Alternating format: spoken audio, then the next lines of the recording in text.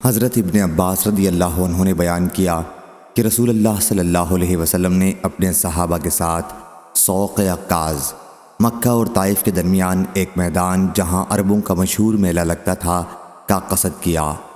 اس زمانے میں شیاطین تک آسمان کی خبروں کے چرا لینے میں رکاوٹ پیدا کر دی گئی تھی اور ان پر آسمان سے آگ کے انگارے چھوڑے جاتے تھے۔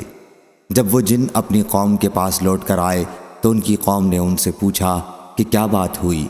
انہوں نے بتایا کہ آسمان کی خبروں میں اور ہمارے درمیان رکاوٹ کر دی گئی ہے اور ہم پر آسمان سے آگ کے انگارے برسائے گئے ہیں۔ انہوں نے کہا کہ آسمان کی خبروں اور تمہارے درمیان رکاوٹ ہونے کی وجہ یہ ہے کہ کوئی خاص بات پیش آئی ہے، اس لیے ساری زمین پر مشرق و مغرب میں پھیل جاؤ اور تلاش کرو کہ کون سی بات پیش آ گئی ہے۔ چنانچہ شیاطین مشرق و مغرب میں پھیل گئے تاکہ اس بات کا پتہ لگائیں کہ آسمانوں کی خبروں کی ان تک پہنچنے میں رکاوٹ پیدا کی گئی ہے وہ کس بڑے واقعے کی وجہ سے ہے۔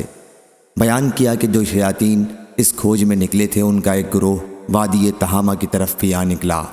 یہ جگہ مکہ معظمہ سے ایک دن کے سفر کی راہ پر ہے، جہاں رسول کریم صلی اللہ علیہ وسلم منڈی عکاظ کی طرف جاتے ہوئے کھجور کے ایک باغ کے پاس ٹھہرے ہوئے تھے۔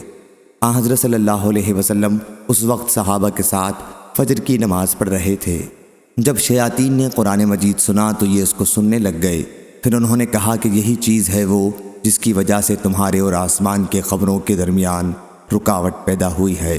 اس کے بعد وہ اپنی قوم کی طرف لوٹ آئے اور ان سے کہا انا سمعنا قرآن عجبا الآیت، ہم نے ایک عجیب قرآن سنا ہے جو نیکی کی راہ دکھلاتا ہے، سو ہم تو اس پر ایمان لے آئے اور ہم اب اپنے پروردگار کو کسی کا ساجی نہ بنائیں گے۔ اور اللہ تعالیٰ نے اپنے نبی صلی اللہ علیہ وسلم پر یہ آیت نازل کی، قل اوحی الی انہ استمع نفر من الجن، آپ کہیے کہ میرے پاس وحی آئی ہے اس بات کی کہ جنوں کی ایک جماعت نے قرآن مجید سنا، یہی جنوں کا قول حضرت صلی اللہ علیہ وسلم پر نازل ہوا۔ صحیح بخاری حدیث نمبر 4921۔